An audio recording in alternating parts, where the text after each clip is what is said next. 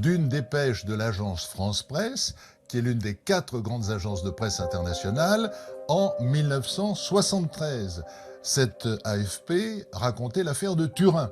Sur l'aéroport de Turin, le radar civil et le radar militaire avaient détecté un objet volant non identifié en plein jour. Cet ovni avait été photographié par un photographe de presse professionnel, avait été observé par 3 équipages d'avions, poursuivi par un équipage d'avion et photographié par ce photographe de presse professionnel qui était là tout à fait par hasard et qui a vu l'OVNI, l'a photographié et qui a vu l'OVNI avec des milliers d'autres témoins. Donc je me suis dit, mais là on a un cas absolument extraordinaire qui est toujours inexpliqué aujourd'hui. Voilà comment je me suis intéressé aux OVNIs. Des témoignages, des photographies ou des vidéos, il en existe aujourd'hui des milliers. Mais quelle que soit l'affaire, le doute persiste toujours. Et pour cause. De nos jours, les logiciels informatiques permettent quasiment tous les trucages en photographie et en vidéo. En imaginant que des centaines de témoins relatent la même observation, prennent des photos sous divers angles et qu'au même moment, des radars enregistrent des données précises, les sceptiques argumenteront notamment qu'il pourrait s'agir là d'essais militaires d'engins top secrets. Dans ces conditions, il paraît presque impossible d'obtenir un jour la preuve irréfutable de la présence d'engins extraterrestres dans notre ciel. Pourtant, au milieu des années 1960, quelques passionnés d'OVNI se sont mis à étudier les textes anciens.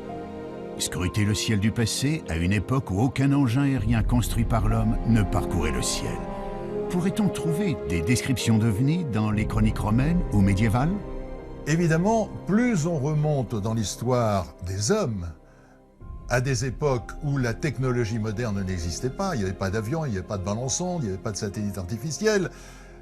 Quand les gens font des descriptions d'objets volants non identifiés, qu'ils n'appellent pas évidemment OVNI à l'époque, mais les signes mystérieux ou épouvantables ou effrayants vus dans le ciel, là on est bien obligé de dire qu'est-ce qu'ils ont vu. Quand on voit Pline le Jeune, qui, au IIe siècle, voit arriver au-dessus d'un champ de bataille, en plein jour, ce qu'il appelle un bouclier ardent, c'est-à-dire un bouclier qui brûle, et on voit bien ce que c'est qu'un bouclier, hein, c'est quelque chose de rond comme ça.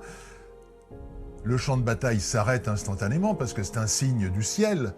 Chaque camp dit « Ah ben Dieu est avec nous puisqu'il nous envoie un signe », et puis le bouclier reprend sa course et chacun commence à continuer à sortir son épée et à tailler l'autre en pièces en disant « Dieu est avec nous ». Alors c'est quoi au IIe siècle après Jésus-Christ? C'est un satellite artificiel, c'est un ballon sonde, c'est un hélicoptère, c'est les phares d'atterrissage d'un avion. Et on se rend compte que toute l'histoire des hommes est jalonnée par des signes mystérieux, extraordinaires.